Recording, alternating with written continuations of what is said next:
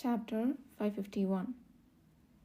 Gakane, are you worried about what Yuder might be doing inside? Hidden under a veil of darkness conjured by his shadow clone, Gakane abruptly turned his head at the sound of Kana's unexpected words. Huh? What? You have been staring at the path leading inward, looking lost in thought. Even without asking, it's obvious you're concerned. There was no hint of scolding in Kana's softly whispered words as she gazed at her comrade. Exhaling with a sigh, Gakane cracked a smile. Yes, you're right. Whatever he's up to, if he's come this far, it must be a highly important task. I can't help but be a little worried. It's only natural.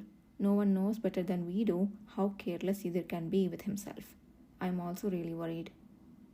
Their mission was to protect the Sun Palace. They knew very well they shouldn't divert their focus to other matters. Yet, it was impossible to completely erase concern for their comrade. Gakane felt a mix of shame that his weakness had been so easily spotted and relief that his companion was the considerate and tight-lipped Kana. But it will be fine.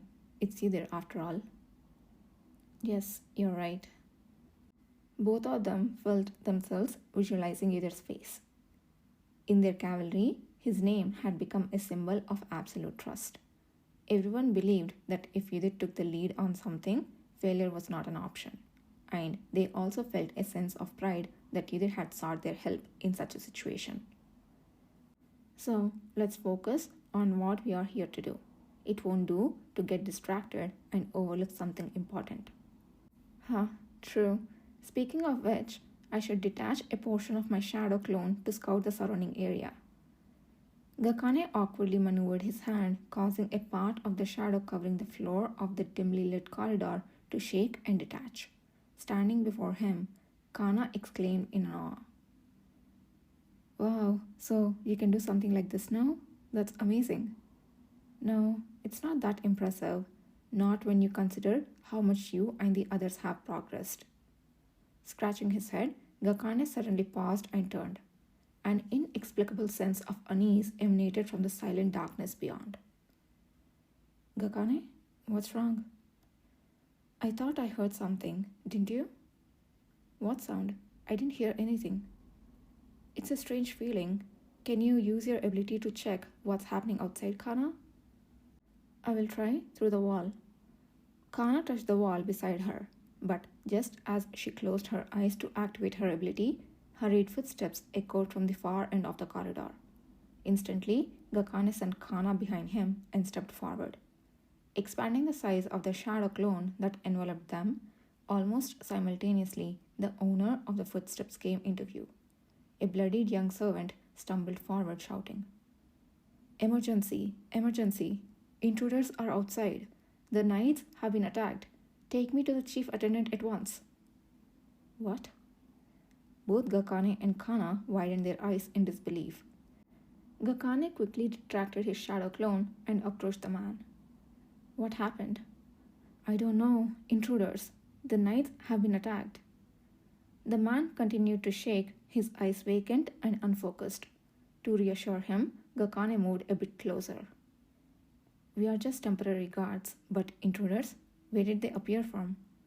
I don't know. Let me see the chief attendant. At that moment, Gakane's fingers, which were about to move reflexively, flinched.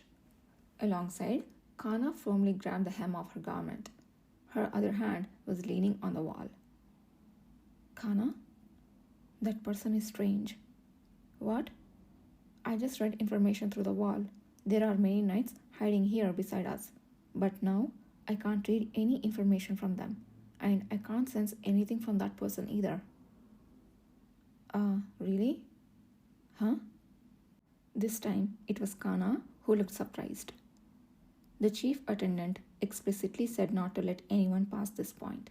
If that man works under such a figure, he would have received emergency instructions to report through another means, just like us. Yet, he insists on seeing the chief attendant. Gakane furrowed his brows and scanned the man up and down. Don't you find it odd that he keeps repeating the same thing? Indeed. As their eyes met, they concurred about the eerie peculiarity of the situation. The bloodied attendant suddenly shouted, "Let me see the chief attendant." "Sorry, but that's not possible." "Stand back, Kana. I will restrain him." "Okay." As Kana drew her dagger and took a few steps back, a shadow clone burst forth from Gakane. With a formidable punch, it sent the bloodied attendant flying down the corridor. Ah! The flying attendant writhed on the ground but couldn't get up. Yet, moments later, a red blob suddenly shot up from his gaping mouth, flying toward Gakane like light. What is that? Gakane instinctively expanded his shadow to block it. His body moved ahead of his thoughts, thanks to his righteous training. A loud noise reverberated as if something had collided and exploded against the shadow clone. The ensuing shock wave shook the entire floor. Gakane rolled back a few times, barely regaining his posture with a cough. "Gakane!" "I'm fine. Are you?" "I'm okay too. But what was that just now?" "I have no idea. He spat it out when I knocked him down. Did he lose his mind?" "Seems so. I will read him again." Gakane used his shadow clone to restrain the man and dragged him closer. Kana touched the man's blood-stained clothes and activated her ability. "Are you getting any readings now?" "Yes, now I can read." "Wait a minute." Kana's eyelids trembled. A moment later, a gasp of shock escaped her lips. "This man is a genuine attendant." "What?" "He had run out to investigate the intruders we were warned about earlier. But then someone he was helping spat out a red blob just like the one we saw." Before Kana could finish, she suddenly lifted her head. More footsteps were approaching from the direction she had turned to look.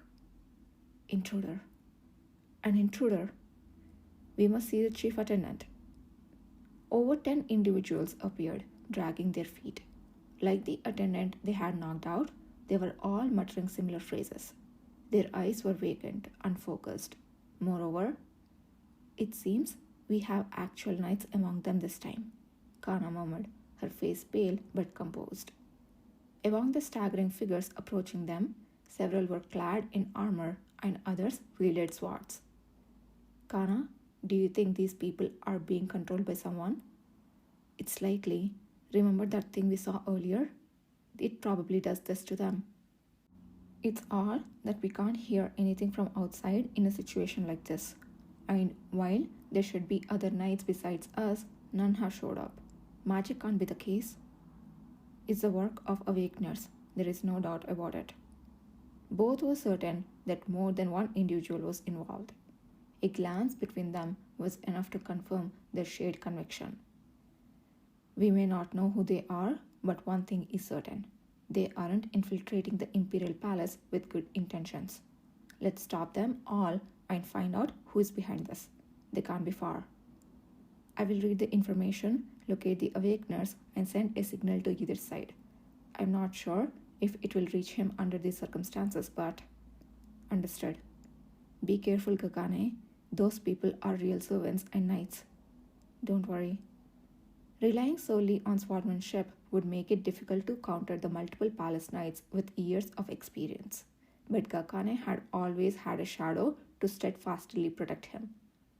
Incapacitating them without killing would be difficult. However, it oddly doesn't seem impossible. Gakane briefly glanced at Kana, who was leaning against a wall with her eyes closed before drawing his sword. Simultaneously, shadow clones arose around him. It was at this moment, as he was sizing up his staggering force and tensing every muscle in his body, that... "So, you're here." A familiar voice unexpectedly echoed from the adjacent corridor. Startled, both quickly turned their heads to see a new face and simultaneously explained, "Sir Zuckerman, when did you get here?" "I assure you, it's really me. You don't have to be so wary. I was here ahead of you to escort the Duke." Nathan Zuckerman casually flicked the blood off his sword. Both Kana and Gakane watched the droplets fall, rendered speechless. "I heard you two would be holding down the fort, which had me worried. But it appears there was no need for concern after all."